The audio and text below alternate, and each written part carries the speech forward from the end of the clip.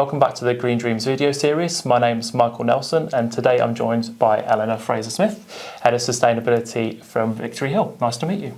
Nice to meet you too. Thank you for having me. So previously you've spoken about the need for ESG investors to ask tough questions. What kind of questions are Victory Hill being asked at this point in time? I think that's where my frustration comes from, because I'm not asked very many questions. We go and meet a lot of investors, and I don't get a lot of questions about impact and about stewardship. We spend a lot of time talking to our investors. Our strategy's a little different because we don't invest in one technology in one place. We're technology diverse. We're looking at the whole spectrum of energy transition. And we're also globally diverse. So there's an awful lot of conversations that we have about our strategy and our objectives and the impact we're trying to have. But I don't get the kind of questions I think I should be getting.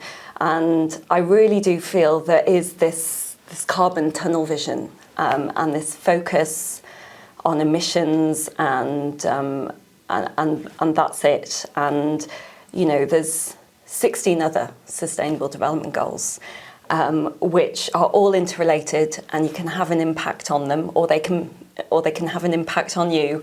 And I think we should be thinking more broadly, and I would like investors to really join up the dots, to think about the interconnected nature of all of this.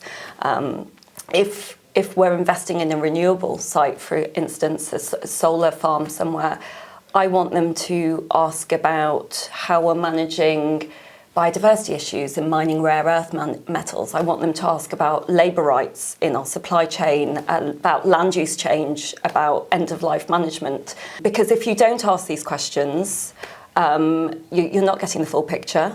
And some of those questions are challenging because there really are sustainability trade-offs in a lot of these investments.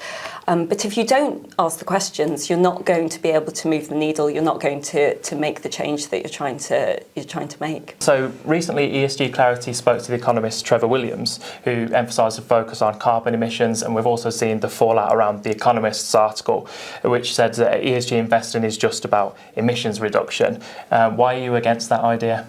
Oh, I think it's a horrible idea. I think if you just focus on emissions reporting, then it becomes a compliance exercise. You end up ticking the box. You end up reading reports with people virtue signalling and giving the illusion of progress, and nothing's actually happening. I also think that there's a complete misunderstanding about ESG. I mean, it's not impact investing. ESG is a risk management framework. You have to understand what your material, environmental and social risks are, and opportunities, because there's value creation opportunity there, because that's our fiduciary duty. Our investors expect us to understand what our risks are. And, you know, that's not impact, that's just good business. I think, and it comes back to asking questions. Investors should be asking, what are your material risks, environmental and social risks, and how are you managing those? Now, if you're really interested in emissions reduction and what a company is doing on that, you should be asking, well, what's your transition strategy? How are you transforming the business for this new world of low carbon, which is, I think, completely different. Victory Hill are one of the few funds that focus on investment in carbon capture, which the UK government are sort of emphasising as part of their strategy going forward, but scientists debate the viability of it at scale. What opportunities are you seeing in that space, and also what other interesting opportunities are you seeing in sustainability? You know, I work with the investment team at Victory Hill, who have years of experience in investing in energy projects. So they understand markets and they understand the need. And when you look at the UK, we have been hugely successful in integrating renewables into the grid. The opportunity isn't more renewables. There's a backlog of renewables to get into the grid. Our opportunity there is around providing a solution to the inertia problem, to the baseload power problem that you get with the intermittency of renewables. You know, when the wind doesn't blow and the sun doesn't shine, how are you getting that energy? At the moment, they're switching on the old gas power plants and the oil and coal power plants. We see the opportunity in providing a very flexible, very efficient gas power plant that can be switched on when that baseload power is needed.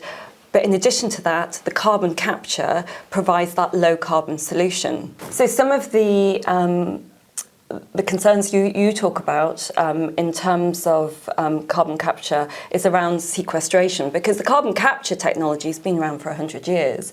I think if you look at some of the big, hard-to-abate industrial plants that in the north of England, they're really looking at how they can do that, how they can capture the carbon and sequester it. Victory Hill doesn't see the opportunity in sequestration.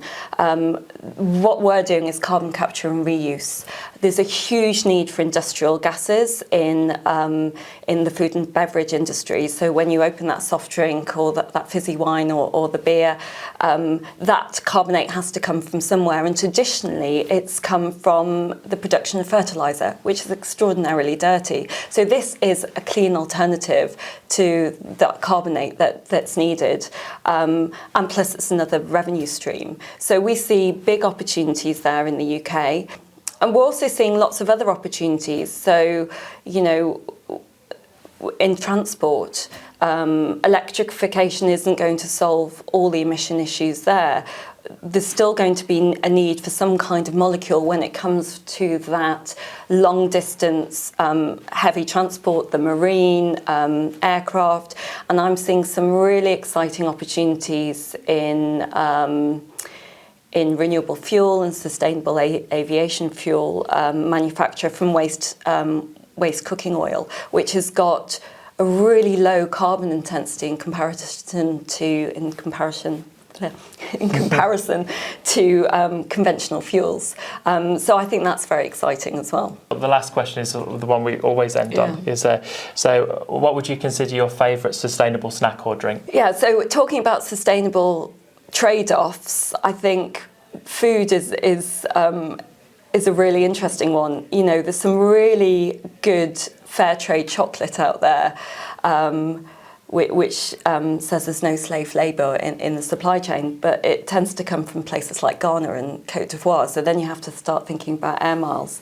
So I'm going to sort of cop out a bit and say it's going to be an apple from my back garden, because it's seasonal, it's tasty, and I know the supply chain provenance.